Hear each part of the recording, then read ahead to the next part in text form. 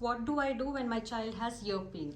Yeah, that's a very, very important thing. Most common cause for ear pain is not the ear, but it is the nose and the tube which runs from the nose to the ear.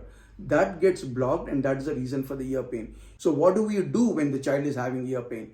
A, you can give him some paracetamol. Paracetamol always relieves the pain. Paracetamol does not only act as a against the fever, but it is also a good painkiller and also a good agent to reduce the inflammation in the ear or the tube. So you can give paracetamol according to the age of the child and the weight of the child. Your pediatrician would tell you how much paracetamol you need to give the child orally into the mouth. Two, you can instill some nasal drops. That's much more important than putting eardrops. Once you put some nasal decongestants into the nose, then the tube automatically opens up and the child starts getting relief from the pain. And third, you need to give something to the child to keep sipping on.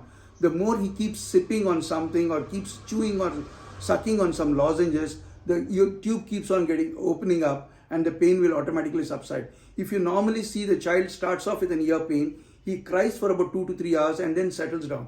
Why does this happen? When the child starts crying, he starts swallowing. He keeps on crying, he keeps on swallowing. So every time he swallows, the tube opens up.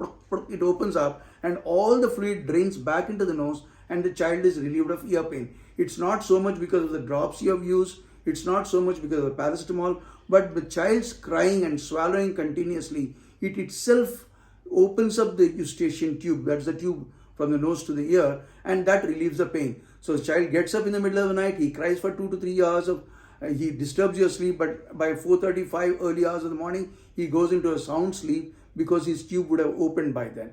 So A, you need to give some paracetamol to relieve the pain.